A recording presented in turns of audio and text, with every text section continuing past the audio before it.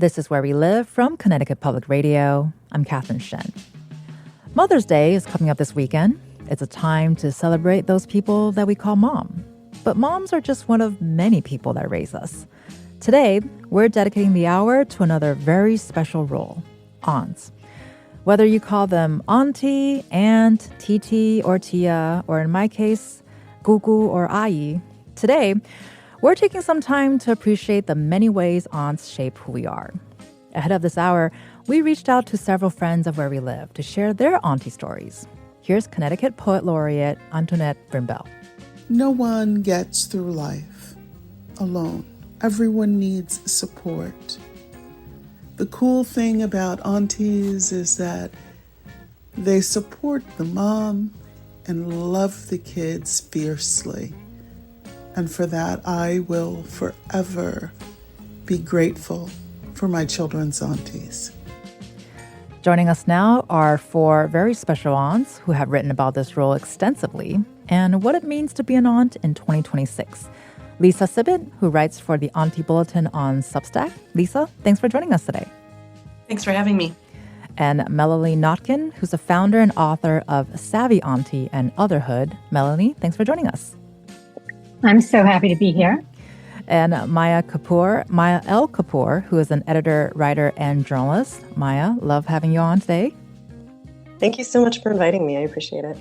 And Dina Campbell, who's beauty and lifestyle editor with Pure Wow. Dina, appreciate you joining us as well. Thank you. So happy to be here. And for our listeners, let us know if you're an aunt or have an aunt in your life that you would like to shout out for. We would love to hear from you. Give us or send us an email at wherewelive@ctpublic.org or give us a ring, 888-720-9677. So, Lisa, I would love to start with you here. Tell us how your journey of what you call auntyhood started. Yeah, well, I'm one of 6 kids, and I had 2 much older siblings. So I actually became an aunt when I was 16 years old, and now I've got several nieces and nephews who are in their 20s. So I've been an auntie like most of my life, and even before that, I was raised by my mom was an educator. My grandma was early childhood educator, so I've always kind of been like a lot of older daughters. Involved in childcare. At church when I was a kid, I would work in the nursery to get out of sitting through the sermon and all kinds of, child care activities. But really, I started kind of leaning into my auntie role when I was asked to be the godmother to a dear friend's child when we were in our 20s. And that kid actually just turned 18 a couple of days ago. It's headed off to college in the fall. I'm really, really proud of her. And then more recently, a few years ago, I was needing to make a career pivot because I had developed more acute symptoms of chronic illness and I couldn't work full time anymore. So I was trying to figure out what I wanted to do next, exploring whether I wanted to build newsletter, and started thinking about the shape of my life. I live in co-housing with my partner and our friends kids. And I decided to start writing about being an auntie and being involved in helping to raise other people's children. And that was a year and a half ago, or a little more. And I've been writing the Auntie Bulletin for that time. And I have been really surprised at the level of interest and enthusiasm, both from people like me who have chosen to make other people's kids an important part of their life, whether those are relatives or chosen family. And also a lot of parents are really interested in this content. Well, I wanted to ask you that in terms of how have people responded, because we'd love for you to give us an idea of how has that been like in terms of the interest, because maybe for some who might not be familiar with this, but I feel like just anecdotally, I've been hearing a lot more about auntyhood, and we'll be talking more about sort of this idea of found family. And when you're, especially for people who are, not close with their family or in terms of logistically or mentally, how has that been like in terms of being able to find community this way? Especially, you kind of went from a private auntie to being a public auntie. Right. Yeah, which I didn't foresee, but has kind of been the unfolding. And I've just been very struck by the hunger that there is for this conversation and for people to get to build more childful lives as opposed to child-free or childless.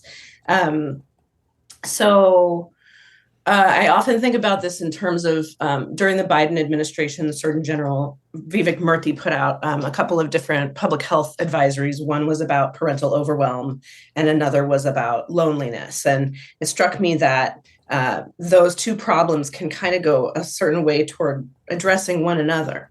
We have a lot of people in our society who feel really isolated and disconnected, and also parents who are just really unsupported, particularly under the, policy and infrastructure and political situation that we're in right now, where we've never had particularly robust social safety nets over the past several decades, but they've definitely been under attack during recent years.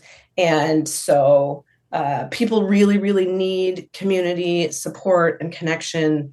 And I'm just, kind of seeing a huge amount of hunger for found family, chosen family, and strengthening our connections with our, family of origin as well. Well, it's interesting that we're having this conversation today because like we were just saying now that this is something that's been happening a lot, or we're hearing a lot about this, but all of your journey started much earlier than this, right? Melanie, your journey as an aunt started a little earlier as well, and you kind of gave being an aunt a major rebrand. Talk about your personal journey. Thanks so much. Yeah, I became an aunt in 2001, and subsequently I have one nephew and 5 nieces, ages 24 through 18, a couple of sets of twins in there. And I realized in the mid 2010s that there were no modern resources for the modern aunt, that aunthood seemed like an old lady thing. And yet, at the time when I launched Savvy Auntie, I was still in my late 30s, now my mid 50s. And I really wanted to find love and get married and have children. At the time, and it's still today, it hadn't happened. And I was focused, of course, on my nephew and nieces because I am still madly in love with them. And thankfully, I have a wonderful relationship with them. In 2008, I launched Savvy Auntie as an answer to this growing segment of women I dubbed PANK, P-A-N-K, professional aunt, no kids. These are women who by choice or by circumstance, like myself, or by challenge, don't have children of their own and love the children in their life. This segment has been growing. Back in 1976, when we first looked at fertility data, about 36% of American women of fertile age were childless. Then it became about 44% when I started Savvy Auntie. Now it's about 50%. A woman is now more likely to have her first child over the age of 30 than below. And so here is this whole robust segment of women who want to or do have a relationship with the children in their lives, but this relationship is really ignored by media, by marketers, even by the value of it by their own friends and family. So Savvy Auntie was meant to be and still is a celebration of modern aunthood, a way for women to understand that the children in their lives are not only a gift, they're also a gift to the parents. In fact, about 2/3 of aunts that contribute to parents raising their children financially, not only just emotionally and devotedly. And of course, it's a gift to these women themselves. It's not meant to replace motherhood for those who yearn to be mothers, but it is an extraordinarily wonderful way to use that maternal muscle that so many women have. And for those who don't feel they have a maternal muscle, there are still wonderfully strong connections that they have with those children, whatever that dynamic is. And because clearly this is something you've been thinking about for a very long time. And do you think how you think about being an aunt today differs from how you originally thought about it? Especially since we're, of course, talking to that being an aunt, you don't necessarily have to relate to the person by blood. Right. So I had 2 aunts growing up. My aunt by relation, my father's sister-in-law, and my Auntie Marilyn. That was my Auntie Ethel. I should mention her name of blessed memory. And my Auntie Marilyn, my mother's best friend. And I didn't really see the difference between whether it was a relationship by blood or by marriage or my mother's best friend. an aunt, and I think Lisa said it well, is a woman in your life who has a woman who has a special relationship with the children in their lives, whatever the relationship is. I say that, babies are born from the womb, but motherhood is born from the soul. And there are many ways to mother. And there's also this wonderful special relationship that an aunt has that's different from a mother, not better than, not primary, but is different. I say, I'm not their mom. I'm not their friend. I'm their aunt, the perfect blend. And it really is a fantastic place, a destination for especially, young people, our nieces and nephews by relation, by choice, who I have a lot of aunt words, who come to us as confidants. A lot of gay men have told me that they came out to their aunt at first. It is sort of this softer bridge, or a different perspective on life, et cetera, than is apparent. So again, whether by relation or by choice, it is about that dynamic, that special relationship. And some aunts aren't by blood, aren't necessarily into aunthood. And of course, many have children of their own that they're very busy with. And some are, aunts by choice, are very devoted to, especially if they're the ones who live next door to the mom and dad with kids. Well, and Dina Campbell, who's a beauty and lifestyle editor with Pure Row, you were also surrounded by aunts growing up and became an aunt at the age of 16. So did becoming an aunt yourself inform how you think about having aunts in your own children's lives? Yeah, correct. So at the tender age of 16, I have an older brother. He's 18 years older than me. So he was well into adulthood when he decided to have children. And then I remember being in high school and being like, oh my gosh, I'm an aunt. Like, this is amazing. And so I feel like I've been an aunt, like, it feels like most of my life. And so when I began to have children, I'm like, okay, well, my kids need to have aunts the way I showed up for so many of my nieces. And so similarly, my mother's friends were like my aunts, and then my friends became my children's aunts. So, my children don't have nieces or don't have aunts as young as 16, but they have so many, and I'm so appreciative of them. Well, and the thing we mentioned earlier, too, that a lot of us grow up and might end up living far away from family. And so we find the chosen family, the found family, and the surrogate aunts. Can you talk about those who are in your children's lives? Yes. So my husband and I do not live anywhere near family. We're currently in New Jersey. My closest family is in Maryland, which is like 3.5 hours away. His are in Pittsburgh, Pennsylvania, which is like 5 hours away. So we're not really close to family. So all of the aunties that my children have are our friends. And we've really leaned in on them. In fact, one of my dear, dear friends is like 2 blocks away from us. She's my daughter's godmom. And so she shows up for her birthdays, holidays, random little gifts that I would never buy. Like, she got her a little Stanley cup topper, and I was like, I would never buy her that. But like auntie did, she showed up. And so she's a part of our family. She really is. And so that to me is so beneficial when we don't have blood relatives so close to us. I don't know how we would do it without him. Right. I mean, my aunt definitely got me things that my mom would never get me. So thanks, aunt. Right? Like that's what they're designed to do. Right. It's kind of like grandparents in a different way, right? Yeah, exactly. Well, and Maya, you recently wrote an article called "Anyone Can Be an Auntie. It's a State of Mind." I would love to know more about what inspired you to write that article and talk about who were the aunties in your life when you were growing up. Yeah. So my mom is very social. And so growing up, she had a lot of different friends. And her closest 4 or 5 friends from like church or like neighborhood or just like friends she grew up with became my aunties. So I had really good 4 or 5 aunts. And they showed up for like recitals and plays or just would babysit us. So they were very, very close and near and dear to us. And so again, like similarly, I wanted my close friends to be involved in my children's lives. So that is what really sparked the conversation. Mother's Day is coming up, and I was like, okay, we always shine light on the moms. Obviously, mothers are important. I'm a mom of 2 myself. I get it. But we also have to acknowledge the other women in our lives and our children's lives who show up for them, but aren't necessarily related by blood or like didn't birth them. And so I reflected on the friends that I have in my neighborhood, in my network. And I said, okay, well, they need to be celebrated on Mother's Day, like acknowledged in some form or fashion that, hey, you are valuable to me, my family, the children.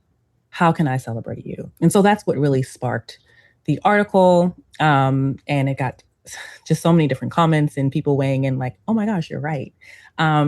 But it's interesting because there are some people who say, oh, well, you know, this takes away from the mother. You shouldn't say that because moms are the true stars here. And I'm not taking away from moms, but just also adding to the story of the children, you know, like, hey, like these are other women who also need to be acknowledged.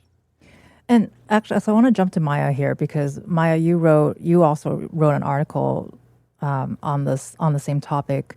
And your research for the piece, I want to dig into what did you learn about how different cultures use the term auntie and how they view it, and also your own experience with that? That's such a good question. Well, first I'll say I normally don't write about family and culture, so it was kind of a nice break from my usual beat, which can be kind of depressing. I write about climate change and biodiversity loss and extinction and environmental justice, but the topic of aunties was on my mind for years. I had wanted to write about it. I just wasn't sure what the angle would be. But in terms of it, sort of a cultural dimension for me is that I come from an immigrant culture where it's sort of expected that your elders are aunties or uncles. But then growing up as a third culture kid, essentially in the US, you have to kind of choose affirmatively what parts of your, ancestral culture you want to keep going. And so writing this for me was a little bit about figuring out what does it mean to me to be an auntie? What did I learn from my aunties that I want to continue or pass down? And I did want to say, when I was thinking about this topic, I almost used the word elder. I was like, oh God, I'm not ready to call myself an elder. But it's an important role. I don't think it's a gendered role in the way I think about it. I think basically it's that in many cultures, there are people beyond your parents who are an important part of your childhood and your upbringing into adulthood. And in the research that I did, one thing that I found is that, parents absolutely need the support of aunties and uncles to, kind of like Lisa was saying, there's just so much pressure on parents these days. It's an essential way to help out. And also the concept of the nuclear family is actually pretty relatively modern. It really got popularized in the 1950s in the US. But when you think about the importance of that extended family, that's a much more traditional, I would say, a way of thinking about family. And so I also really wanted to honor that in that across the world and across civilizations, extended family has been important, and elders have been honored with terms like auntie or uncle, but they've also been extremely helpful to parents. And I love being an aunt, and I feel really lucky to have the kids in my life that I do, whether it's biologically related children or my friends' children. So those were all kind of things I was thinking about as I wrote this. Well, if it makes you feel better, I use the word elder as well and think to myself, oh, that is such an old phrase. But I also picture like a wizard, with the hat when I'm thinking elder. So I think that's the vibe I'm going with. So, working on my wisdom to get to wizardry level, if that makes you feel better about using the term elder. And ahead of this hour, we spoke to several Where We Live guests about their journeys as aunts. And we're going to hear from Lauren Anderson from Possible Futures Book Space in New Haven. Lauren is child-free and spoke about what it means to her to be an auntie in her community and book space. There are other cultures in which aunties have a pretty revered place. People that will do some of the tricky things that I have loved doing, like teaching young people to drive when their parents just don't want to do it, or having conversations with them about, the birds and the bees, and about sex and pleasure. I love to think of myself as being in a long line of aunties, of sort of intergenerational auntyhood, which has just been a source of, I think, support for lots of us who have felt at different points in our lives that we maybe just don't fit the nuclear family mold, but we want to be connected meaningfully to the people that we love. And the role of auntie is a role that so many of us, sort of regardless actually of sex and gender, can step into. And Maya, we have to go to break soon, but I would love to get a quick response from you from what Lauren just shared, because you guys kind of use very similar vocabulary describing your auntyhood. Oh, I totally relate to what she's saying, and I encourage other people also to think about those roles they can play in the lives of the kids around them, even if they're not their parents. And we'll be talking more about this topic after a quick break. Today, we're talking about being an aunt. So if you have a story of auntyhood or an aunt that you would like to shout out, give us a call, 888-720-9677. We've also asked our newsroom to share their stories about their favorite aunt. Here's Erica McIntosh, our regional editor for Southern Connecticut for Connecticut Public. Aunt Jane was the cool aunt. I'm aging myself now, but I remember her taking me to the movies to see Revenge of the Nerds. It was the coolest. She also nearly saved my life at Busch Gardens when I became frightened and tried to leap off of the Noah's Ark ride. All jokes aside, Aunt Jane is not only fun and heroic, she's also an inspirational trailblazer. She was the first African-American woman to receive a civil engineering degree at the University of Virginia, and she was also the first African-American woman to serve as district administrator for the Virginia Department of Transportation. Aunt Jane always supported and encouraged me throughout my academic career and professional life, and for that, I'm forever grateful.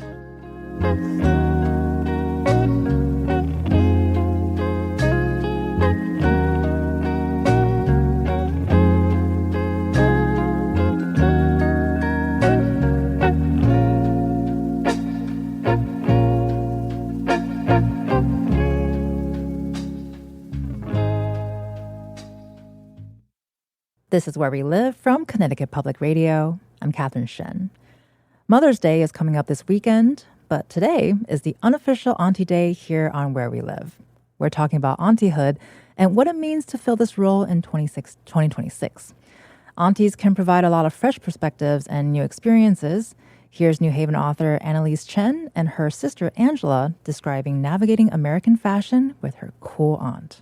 We have 5 aunties. They are my dad's older sisters, and we call them the gugus, and they are addressed according to their ages. So we have Da gugu, Xiao gugu, and then gugu, San gugu, Su gugu. We grew up with the youngest sister, Xiao gugu, and we were the closest with her. Because she was the youngest, she was always very cool, very youthful. She seemed like our cool older sister. She was always very well dressed. She was the only one who took us out shopping for clothes. And I remember, after we moved to America, she came too. We lived together. I hadn't worn new clothes for years. I was still wearing my Taiwan clothes, I think. And then she finally took me to Kmart and we bought those like biker short big t-shirt sets that you tie with a little like jeweled thing to the side and scrunchies. We got 3 new scrunchies. That coordinated set was my first experience of new clothing in America. Thanks, Annalise, for sending us that gem. My aunt Sandy also took me to the mall and brought me some really cool American clothing when I first moved back to the States. So felt that real hard here. Lisa, I want to start with you. We're living in a time when we're hearing a lot about both, more people choosing not to have children and many parents feeling isolated and lonely in the process of raising kids. And I think most of this is a conversation we've been having recently. And it sounds like aunties could play a really big role in helping support families. Yeah, I mean, I think the family with aunties is just in a much more well-resourced place. And I hear very frequently from parents who are just longing to have aunties in their lives. And a lot of the questions that I get at the Auntie Bulletin, my newsletter, are around like, how do I build this? Like, how do I build connection with the people around me? Questions both from parents and primary caregivers about how do we get more non-parental trustworthy adults in our families' lives, and also questions from people who want to be more involved in the lives of families but don't know how to kind of like make those connections. And sometimes people are, a lot of people, I was talking earlier about parental overwhelm, which is a really widespread problem in our culture right now. And when people are in an acute crisis, it can be just a game changer to have what researchers call allo parents available in their lives. So allo parents are any adults who are involved in helping to take care of children who are not the parents of the child themselves. And I'm thinking about a woman I know who her child has been going through a really acute health crisis, and they recently moved to a new city where they don't have any community, and it's been really hard on their family. And this woman said to me, just thinking about the possibility that some aunties might be coming helps me relax in my body. Even not having aunties on hand yet, but just that longing is really, really deep among a lot of people. And Melanie, can you respond here? Does this experience resonate with you as well? Oh, absolutely. In fact, it's not only a really nice to have for moms and dads to have this maternal figure in a child's life, sometimes, sadly, can be necessary. Sometimes a parent is no longer able to parent, whether because they themselves are very ill, they passed away, incarcerated, there's a division between the father and the mother, and one is no longer part of the family to raise their children. There are a lot of concerns. And there are women who step up. I call them the pair aunts. These are women who, without question, step in, change their lives completely to parent the children that they love. And when parents welcome in the aunts into their lives, sometimes some moms, not my sister-in-law, certainly not, but some moms can be very competitive with the aunt because we are so cool, because we are, the ones who are able to take them out and do the fun things and spend a little bit more money. Often enough, this Pank professional Aunt No Kids is more affluent, has more discretionary income and time to spend. They can take them on trips and like I would take my nieces to the Plaza Hotel. And, we did really wonderful things to meet Eloise, of course, who was never there, unbelievably. And so, but when moms realize that actually we are added value, and that in, God forbid, a time of necessity, we can be there for those kids, and the kids, to your point earlier, really trust us. And that's key. They trust us. That's really important. So yes, it is really invaluable, again, to all parties, the children, the parents, the aunts, and the uncles in those children's lives. And sort of continuing that thread of the support that goes both ways, Wesleyan University chaplain Tracy Marmushka told us that she and her sister, Megan, both had kids at the same time, and supporting each other through the process was instrumental in getting through those early days of parenthood. Here's Tracy. We were both really overwhelmed, frankly, when we first had kids with food allergies and sleep problems. And I think we knew then that our roles really evolved from being a sister to also being an aunt. I was really grateful that we lived so close to each other, because when the kids were little, we could babysit for each other's kids. We were also there to just be another adult to play with them and encourage them. But then when they got older, we were able to kind of have a new role where we were able to be good listeners and allies, offering non-judgmental encouragement and support. And one thing that I love is that each of us love in our niece and nephew a quality that actually might drive our sister a little bit mad. So I think sometimes being an aunt is just as much supporting the parent as it is supporting the child. Right. And there's no such thing as too much love. And an aunt is someone who is free to just shower love on their nieces and nephews, encourage the parent who's pretty convinced that they're doing a terrible job. So thank you so much for being such a good aunt to my kids. I feel the same way. I'm so grateful. And my kids are so grateful for you.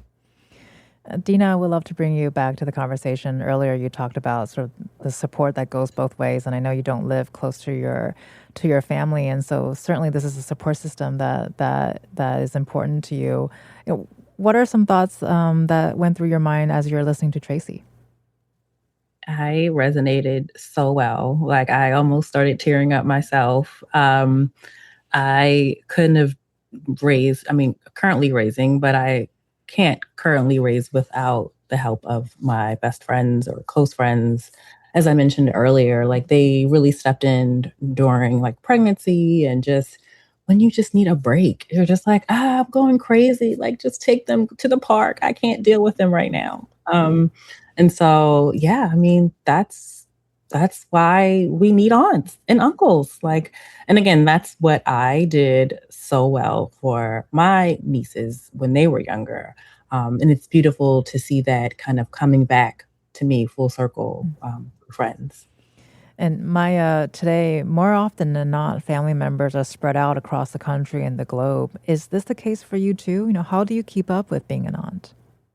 Yeah, it is the case for me, and that does make me sad. Luckily, FaceTime exists, and I also am able to travel. A lot of my cousins are on the East Coast, and I consider their kids my nieces and nephews, and I get back there at least once a year to see those kids and those cousins, and my own aunts and uncles as well.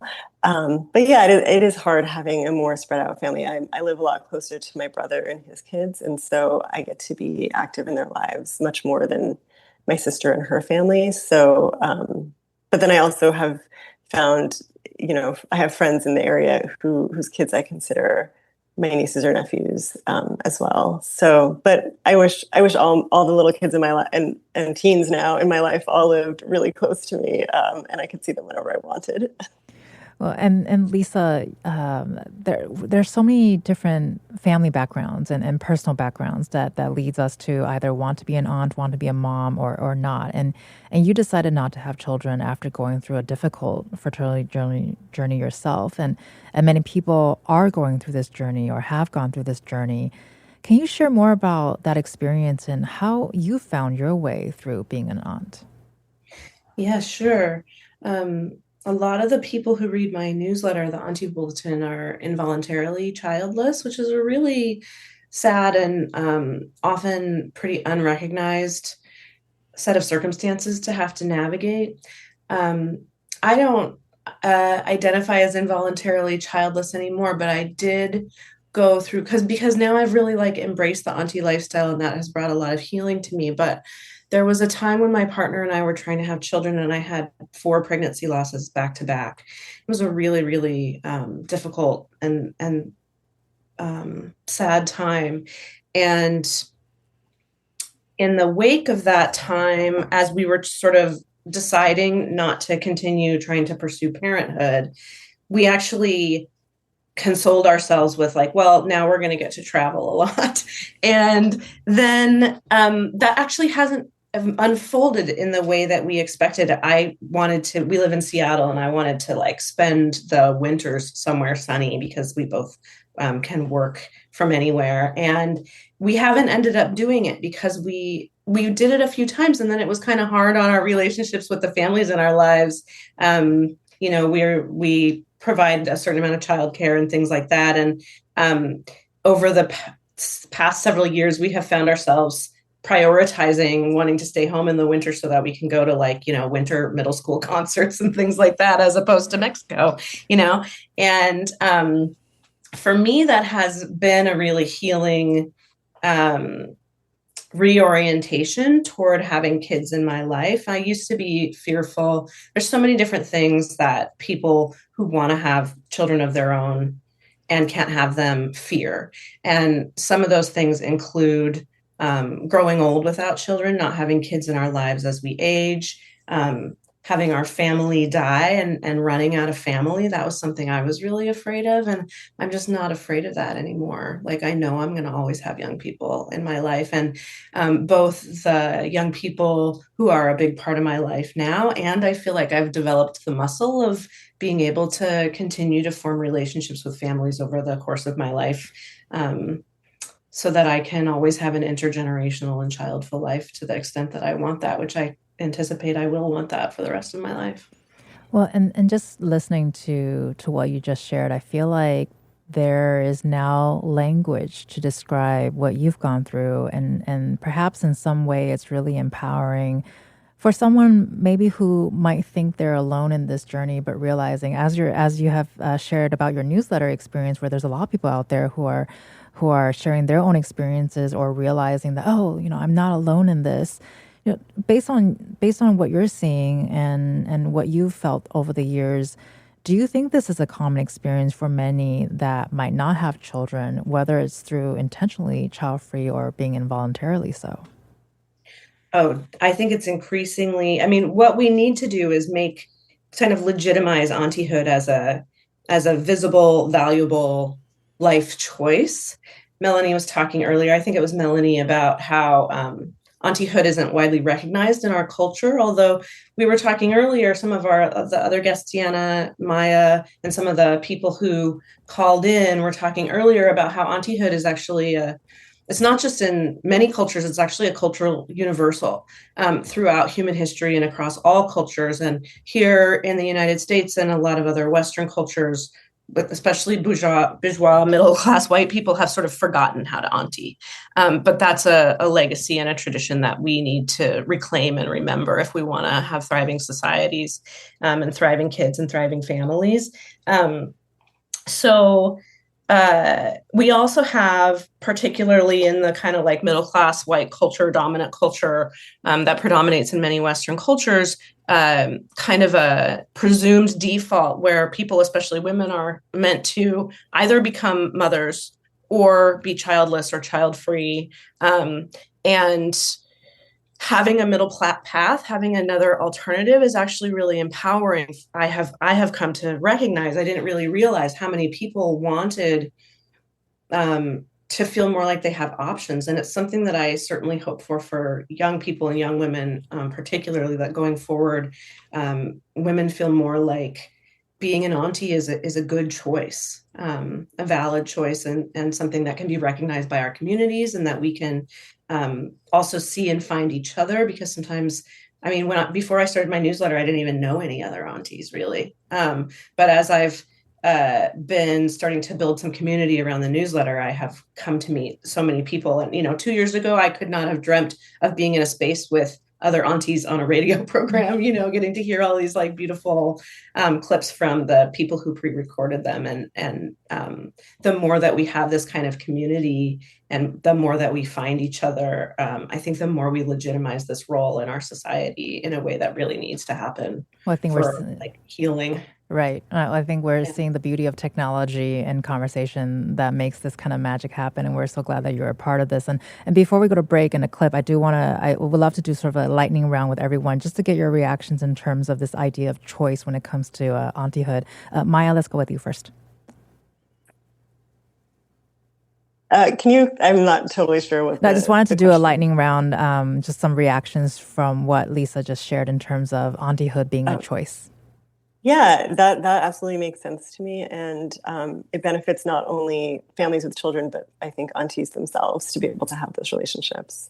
And Dina, you were also nodding as Lisa was sharing her story. What are your thoughts about auntyhood being a choice? Yeah, I mean, it's so funny. I never really thought of it as being a choice because I became an aunt at such a young age, but it absolutely is a choice. And I think more women need to understand that and lean more into it.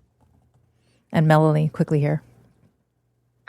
Yeah, I myself suffered from what I call disenfranchised grief, or the circumstantial infertility, the inability to have children because I remain single. And the majority of women, especially single women who are childless, are actually suffering from the desire to have children and the inability to have children because they don't have a partner and have chosen or not yet able to have a child on their own. So for some, it's not a choice, but rather it's a place that they find themselves and embrace it when they realize, to Lisa's point, how many women out there are just like them, and it can really help them move forward with, again, their feeling of using that maternal muscle and that gift that is aunthood. It's one that I've embraced and truly appreciate it. Our group of fabulous aunties will stay with us after a break. And here's another auntie experience from a member of our newsroom. We'll hear from audacious host Kyung Wolf talking about the special connection she shares with her niece, Willow.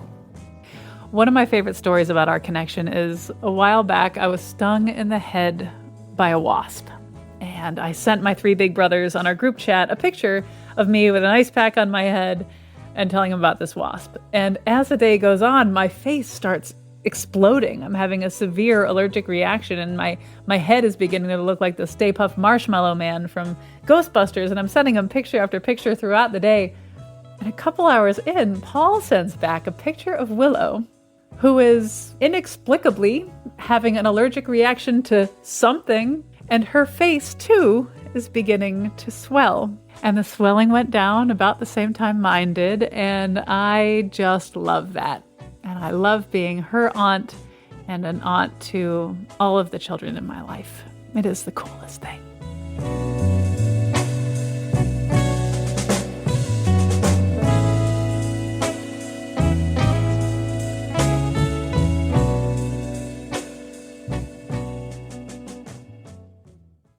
This is Where We Live from Connecticut Public Radio. I'm Catherine Shen.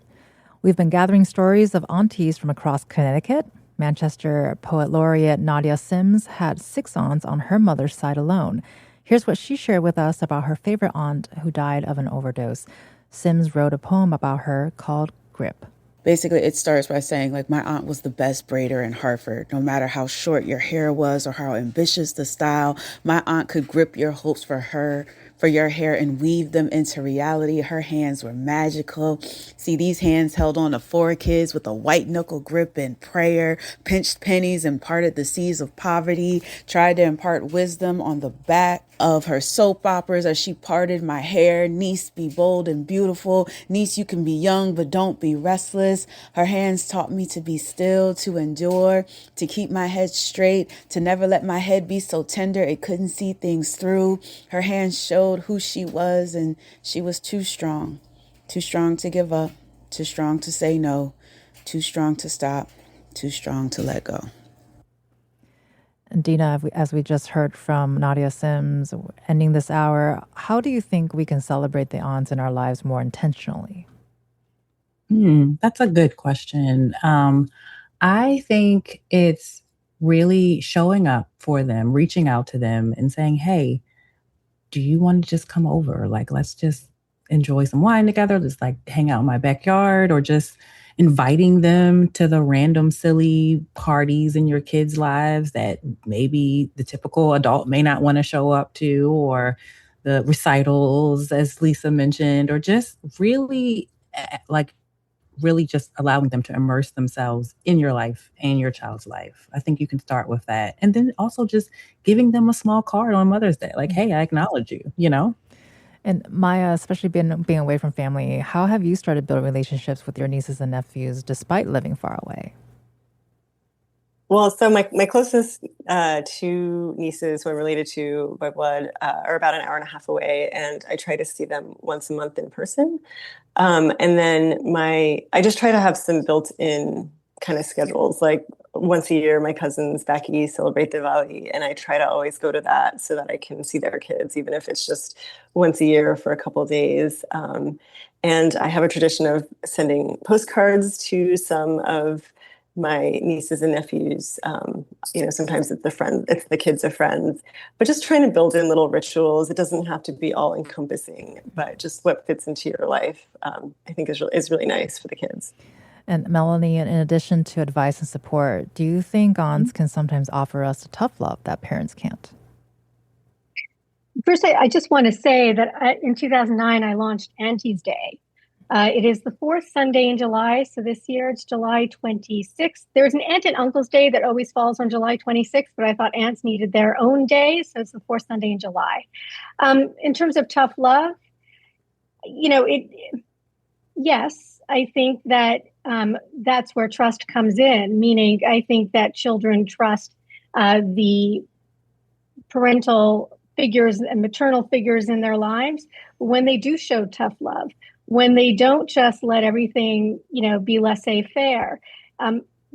Sometimes kids will test you, and because they want to know that you will keep them safe. So, yes, it's important to give them the freedom to be who they can be when they're with you, that they don't, because sometimes kids will try on a different costume, a different mask when they're with you, because as the aunt, because the parents may not like them to do that. But the difference is, if they reach a point that it could be dangerous, then it's up to us to pull them back and make sure that they're safe. And that's where the trust comes in. So yes, of course, we should be very, give those children the chances to grow and develop and reach their potential. But like parents, we are responsible to keep them safe. And Lisa, what advice do you have to the aunts out there who might be listening in? Oh gosh. I mean, I think that one of the best things that we can do is talk about our lived experience and help to normalize it so that people know that auntyhood is like a good thing to do with our lives, and that we're having a good time. And most of us are, it's a really delightful life path. And as far as, I haven't spoken very much in this hour about actual relationships with actual children, but I think to the extent that we can build in routines in our lives so that we get to see the kids on a regular basis, whether it's once a year or once a week, the more that we have routine, I think the more that relationship kind of solidifies over time, and the kids really know that we're a place that they can go whenever they need support, and probably some fun as well. Well, and really quickly for everybody, what's your favorite thing to do as an aunt? Lisa, go first. Right now, I'm reading A Wrinkle in Time with the two kids who live in my co-housing community, and we're just having an absolute blast. That's a weird book, but really great. Melanie, what's your favorite thing to do as an aunt? Right now, well, I bonded with my youngest niece who ran her first half marathon a weekend or two ago, and I'm a runner too. So I was the one in the family to go out all the way to Brooklyn from Manhattan, which is a big trip for us Manhattanites, to cheer her on and to be with her and to talk to her about running and sneakers and all that stuff. So with each kid, it really depends, but it's to find that special connection with each one. And Dina, favorite thing you like to do as an aunt? Oh, shopping and going for ice cream. Ooh, we love that. Maya, last but not least, what's your favorite thing to do as an aunt? I would say cooking or doing something kind of domestic together is always fun. And then just trying to remember to always give positive feedback when they're sharing details about their lives. We love positive feedback. Thank you all so much. Want to thank the aunties today. You've been listening to Lisa Sibbett, who writes the Auntie Bulletin on Substack. Thanks, Lisa, for being with us today. Thank you so much for having me. You're also listening to Melanie Notkin, who's the founder and author of Savvy Auntie and Otherhood. Melanie, appreciate you sharing your stories with us. Absolutely. Thank you. Maya El Kapoor, editor, writer, and journalist. Maya, appreciate your time as well. Thank you so much. And of course, Dina Campbell, beauty and lifestyle editor with Pure Wow. Dina, thank you so much for sharing your stories with us today as well. Thanks so much. And of course, want to give a big thank you and shout out to all the aunts that took the time to record a message for today's broadcast. Thank you so much for enriching our conversation today. I'm Catherine Shen. Today's show is produced by Tess Terrible. Our technical producer is Dylan Reyes. Download Where We Live anytime on your favorite podcast app. And thank you all so much for listening, and happy aunting, everyone.